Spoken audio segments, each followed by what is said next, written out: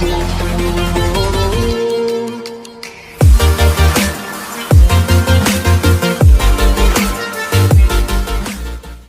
Everyone, good morning all of you. अभी तक क्या आपने हमारे प्रीवियस वीडियोस में देख चुका है कि हमने काफी सारे टॉपिक के ऊपर डिस्कशन कर चुका है।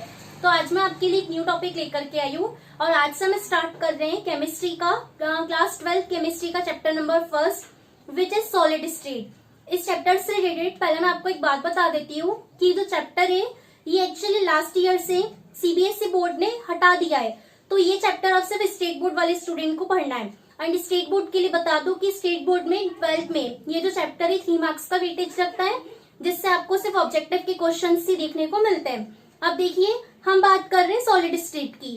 तो कोई भी चैप्टर पढ़ने से पहले, उस चैप्टर की स्टार्टिंग के पहले आपको चैप्टर का पूरा मीनिंग क्लियर होना चाहिए। तो सबसे पहले मैं आपको सिर्फ टर्म क्लियर करती हूँ कि सॉलिड का मतलब क्या होता है। तो देखिए, सॉलिड जो वर्ड है वो आया है एक्चुअली मैटर से। मैटर हम सभी जानते हैं, मैटर हमने मैटर का नाम सुना हुआ है। तो सबसे पहले हम यही समझते हैं कि मैटर क्या होता है, देन हम सॉलिड स्टेट की बात करेंगे।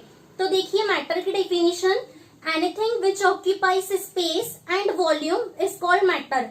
हर वो चीज जो स्पेस और वॉल्यूम ऑक्यूपाई करती है वो मैटर कहलाती है।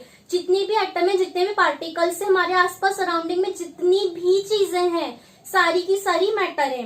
अब हम बात करते हैं स्टेट्स ऑफ मैटर की। तो एक्चुअली फ्रेंड्स देखिए, जनरली लोगों को ये पता है कि मैटर की 3 स्टेट होती हैं, that is solid, liquid and gas. But ऐसा नहीं है, मैटर की टोटल 5 स्टेट होती हैं और वो 5 स्टेट्स की नेम है। First one is solid, second one is liquid, third one is gas, fourth one is plasma and fifth one is Bose-Einstein condensation.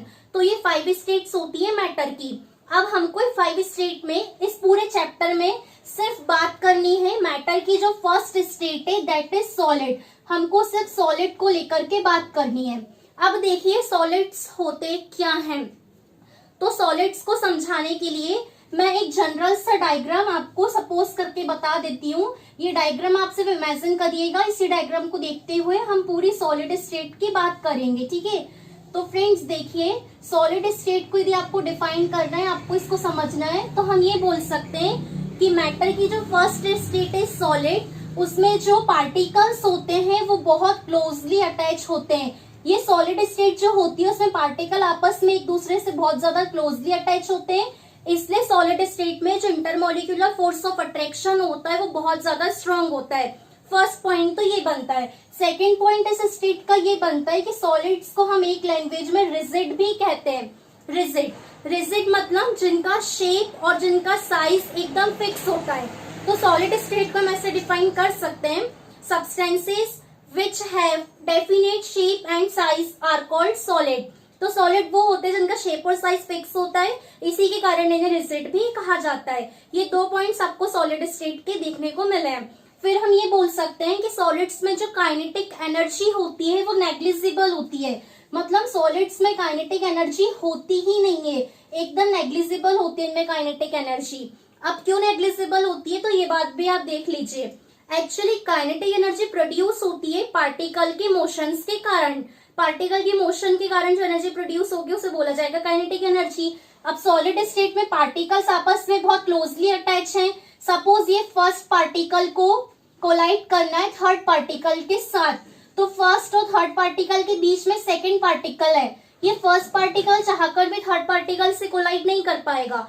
जब सॉलिड्स में पार्टिकल के बीच में इंटरमोलिक्यूलर फोर्स ऑफ अट्रैक्शन बहुत स्ट्रॉन्ग है, collision होने की possibility 0% है। जब कॉलिजन होगा नहीं पार्टिकल्स के बीच में तो एनर्जी प्रोड्यूस नहीं होगी, और काइनेटिक एनर्जी तो मोशन के कारण ही प्रोड्यूस होती है। इस वजह से सॉलिड स्टेट में जो काइनेटिक एनर्जी वो एकदम नेग्लिजिबल होती है। सॉलिड्स के एग्जांपल आप सब बहुत अच्छे से जानते हैं, chalk, duster, pen, pencil, book, copy, copper, silver, zinc sulphide, potassium nitrate, ये बहुत सारे सॉलिड्स के एग्जाम्पल हैं। तो ये चैप्टर में हम पूरी बात करेंगे सिर्फ सॉलिड को लेकर के। इसका बेसिक सा टर्म आपकी माइंड में क्लियर है, एक छोटा सा मैंने आपको सिर्फ मैप के फॉर्मेट में बताया है। अब फ्रेंड्स हम आगे चलते हैं और मैं आपको अब ये बताती हूँ कि जो मैटर की स्टेट है सॉलिड, इस स्टेट को टोटल 2 पार्ट्स में क्लासिफाई किया गया है। तो सॉलिड्स का यदि हम क्लासिफिकेशन देखें तो सॉलिड को टोटल 2 पार्ट्स में क्लासिफाई किया गया है। इसका फर्स्ट पार्ट है क्रिस्टलाइन सॉलिड। सॉलिड का फर्स्ट पार्ट होता है क्रिस्टलाइन सॉलिड और इसी का सेकेंड पार्ट है एमोर्फस सॉलिड। ये 2 टाइप्स में सॉलिड को क्लासिफाई किया गया है। First one is crystalline and second one is amorphous. अब हम ये दोनों को देखते हैं कि क्रिस्टलाइन और एमोर्फस सॉलिड क्या होते हैं।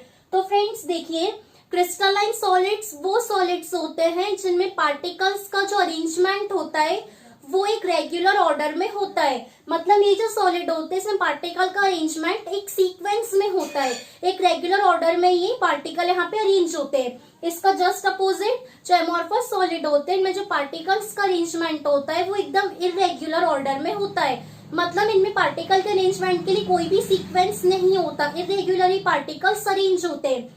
फिर यहाँ पे हम एक बात यूज करेंगे, पार्टिकल्स को डिफाइन करने के लिए हम एक वर्ड यूज करेंगे यहाँ पे, that is constituent. Constituent particle का जो अरेंजमेंट होता है क्रिस्टलाइन सॉलिड में वो रेगुलरली होता है एंड एमोर्फस सॉलिड में जो कंस्टिट्यूएंट पार्टिकल का अरेंजमेंट होता है वो इरेगुलरली होता है। अब फ्रेंड्स देखिए, कंस्टिट्यूएंट पार्टिकल का मतलब होता है जिन पार्टिकल से मिलकर के हमारा सब्सटेंस बना हुआ है। तो बेसिकली कंस्टिट्यूएंट पार्टिकल के अंदर आ जाते हैं एटम्स, मॉलिक्यूल्स एंड आयंस। ये 3 टर्मिनोलॉजी आ जाती है कंस्टिट्यूएंट पार्टिकल के अंदर। ठीक है, अब हमने ये बोला है कि क्रिस्टलाइन सॉलिड के अंदर जो पार्टिकल का अरेंजमेंट है वो रेगुलर ऑर्डर में होता है। तो कैसे रेगुलर ऑर्डर में होता है देख लीजिए। सपोज एक big particle, then small, then big, then small, then big. फिर ये बिग है तो उसके नीचे स्मॉल आएगा, स्मॉल के नीचे big, small, big, small. That is big, small, big, small and big. कुछ इस तरीके से पार्टिकल अरेंज होते हैं जहां पे प्रॉपर सीक्वेंस चल रहा है। Big particle, small particle, big particle, small particle, big के नीचे स्मॉल एंड स्मॉल के नीचे बिग पार्टिकल। तो ये कुछ अरेंजमेंट हमको प्रॉपर वे में क्रिस्टलाइन सॉलिड्स के अंदर देखने को मिलता है। अब इसके कंपैरिजन में हम एमोर्फस सॉलिड के लिए बात करेंगे तो एमोर्फस सॉलिड्स में आप देखिए, स्मॉल पार्टिकल, स्मॉल, फिर big, then small, then big, then big, small, big. यहाँ पे जो पार्टिकल्स का अरेंजमेंट होता है वो किसी भी सीक्वेंस में नहीं होता। तो जहाँ पार्टिकल्स का अरेंजमेंट इरेगुलर वे में होता है, एक सीक्वेंस को फॉलो नहीं करता, उन्हें हम कहते हैं एमोर्फस सॉलिड। ठीक है, अब मैं आपको ये दोनों सॉलिड्स के बीच में कुछ डिफरेंस बताती हूँ। जहाँ एक और इम्पोर्टेंट पॉइंट फ्रेंड्स, आपको crystalline solid and amorphous solid के एग्जांपल्स पता होने चाहिए। तो क्रिस्टलाइन सॉलिड के एग्जांपल्स में आप यूज कर सकते हैं सोडियम क्लोराइड, पोटेशियम नाइट्रेट। फॉर्मूले के फॉर्म में यदि पोटेशियम नाइट्रेट को लिखे तो मैं फॉर्मूले के फॉर्मेट में लिख देती हूँ KNO3। क्वार्ट्ज, जिसका यूज ग्लास में किया जाता है, आप सभी बहुत अच्छे से जानते हैं। Copper, silver, iron, copper, silver, iron, ये सारे के सारे जो है ये सारे के सारे क्रिस्टलाइन सॉलिड्स हैं। Sugar, in fact sugar is also crystalline solid, क्योंकि शुगर का जो शेप होता है वो भी एकदम फिक्स होता है। क्रिस्टल के फॉर्म में शुगर हमको दिखाई देती है क्यूबिक शेप में। एंड एमोर्फस सॉलिड के एग्जांपल्स हैं रबर, प्लास्टिक, क्वार्ट्ज, ग्लास। ये कुछ एग्जांपल्स हैं एमोर्फस सॉलिड के एंड ये कुछ एग्जांपल्स हैं क्रिस्टलाइन सॉलिड के। ठीक है, आई होप आपको एग्जांपल दोनों के क्लियर है। अब देखिए, यदि हमको दोनों सॉलिड्स के बीच में डिफरेंशिएट करना है तो हम कैसे करेंगे। क्रिस्टलाइन सॉलिड और एमोर्फस सॉलिड के बीच में यदि आपको डिफरेंशिएट करना है तो किस बेसिस पे आप बता सकते हो कि दोनों सॉलिड के बीच में क्या क्या डिफरेंस है।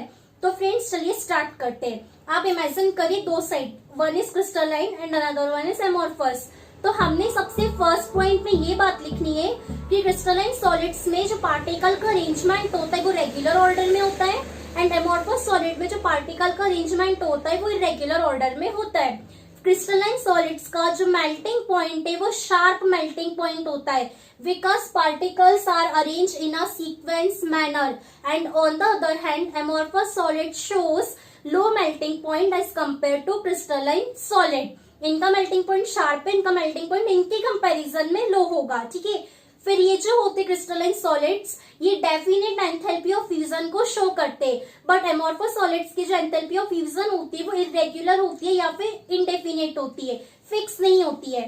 फिर एक और पॉइंट आपको याद रखना है कि क्रिस्टलाइन सॉलिड्स में जो पार्टिकल का अरेंजमेंट होता है वो लॉन्ग रेंज ऑर्डर में अरेंज होते हैं। इनमें कंस्टिट्यूएंट पार्टिकल, क्रिस्टलाइन सॉलिड्स में जितने भी कंस्टिट्यूएंट पार्टिकल हैं वो लॉन्ग रेंज ऑर्डर में अरेंज होंगे। दैट मीन्स यदि हमने एक सरफेस कंसिडर करा है तो वो सरफेस में पूरे एरिया को कंस्टिट्यूएंट पार्टिकल कवर करेगा क्रिस्टलाइन सॉलिड में।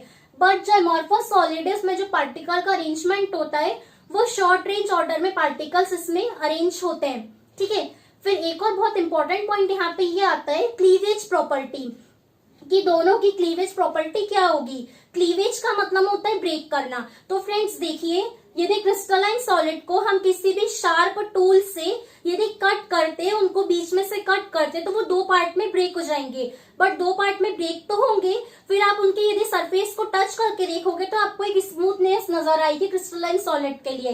दैट मीन्स इनको ब्रेक करने पे इनका जो सरफेस होता है वो स्मूथ सरफेस देता है, because particles are regularly arrange और particles are arrange in a proper manner.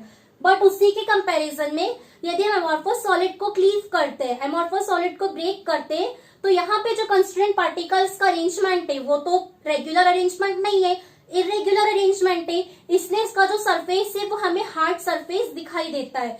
तो हार्डनेस जहाँ आती है, जहाँ शार्पनेस नहीं होती, हार्डनेस होती है, उसे सॉलिड को हम कहेंगे अमॉर्फस सॉलिड। ठीक है, फिर एक और काफी इंपॉर्टेंट पॉइंट इन सॉलिड का बनता है और दो नई टर्म्स फिर आपको देखने मिलती है इनसे रिलेटेड। तो वो टर्म ये है फ्रेंड्स कि जो क्रिस्टलाइन सॉलिड्स होते हैं ये एनिसोट्रोपिक होते हैं नेचर में, या फिर एनिसोट्रोपी की प्रॉपर्टी रखते हैं। और उसके जस्ट अदर हैंड में जो अमॉर्फस सॉलिड्स होते हैं वो नेचर में आइसोट्रोपिक होते हैं या आइसोट्रोपी शो करते हैं। अब ये एनिसोट्रोपी और आइसोट्रोपी क्या होती है हम ये देखते हैं। ठीक है, तो देखिए हम ये बोलते हैं कि सबसे पहले मैं आपको टर्म का मतलब बता देती हूँ। तो हम ये बोलते हैं कि आइसोट्रोपिक का मतलब होता है, आइसोट्रोपिक का मतलब होता है कि जितनी भी फिजिकल प्रॉपर्टीज हैं such as refractive index, melting point, boiling point, density की जो फिजिकल प्रॉपर्टी है वो जो अमॉर्फस सॉलिड है उनकी फिजिकल प्रॉपर्टी अलग अलग डायरेक्शन में सेम होगी। ये होता है आइसोट्रोपी। आइसोट्रोपी का मतलब है the solids which shows different value of physical property in different directions are called anisotropic, and the solid which shows same value of physical property in all directions are called isotropic। जहां अलग अलग direction में physical property की जो value है वो same होगी तो उससे हम बोलेंगे आइसोट्रोपिक। और आइसोट्रोपिक जो होते हैं वो अमॉर्फस सॉलिड शो करते, बट जब वही फिजिकल प्रॉपर्टी की वैल्यू अलग अलग डायरेक्शन में अलग अलग होगी तो उससे हम कहेंगे एनिसोट्रोपिक। और एनिसोट्रोपिक जो है वो क्रिस्टलाइन सॉलिड्स शो करते हैं। ठीक है, अब देखिए आप इसको एक स्ट्रक्चर के फॉर्मेट में भी समझ लीजिए। ये कुछ इस तरीके से हमने क्रिस्टलाइन सॉलिड के लिए एक स्ट्रक्चर अज्यूम करके रखा है। तो फ्रेंड्स इसमें देखिए हम दो डायरेक्शन अज्यूम कर लेते हैं। ठीक है, चलिए एक डायरेक्शन हम ले लेते हैं ए डैश, और एक डायरेक्शन हम ले लेते हैं बी डैश। यदि हम ए और ए डैश को क्लीव करें, यदि इससे हम काटेंगे तो फ्रेंड्स देखिए हमको क्या मिल रहा है इसे क्लीव करने में, big particle, small particle, big particle. हमें डिफरेंट नेचर के पार्टिकल्स ए और ए डैश वाले डायरेक्शन को क्लीव करने में मिल रहे हैं। And on the other hand यदि हम बी एंड बी डैश वाले पार्टिकल को क्लीव करते, इस डायरेक्शन से यदि हम सॉलिड को कट करते तो यहाँ पे हमें क्या देखने मिलेगा, small particle, small particle, small particle.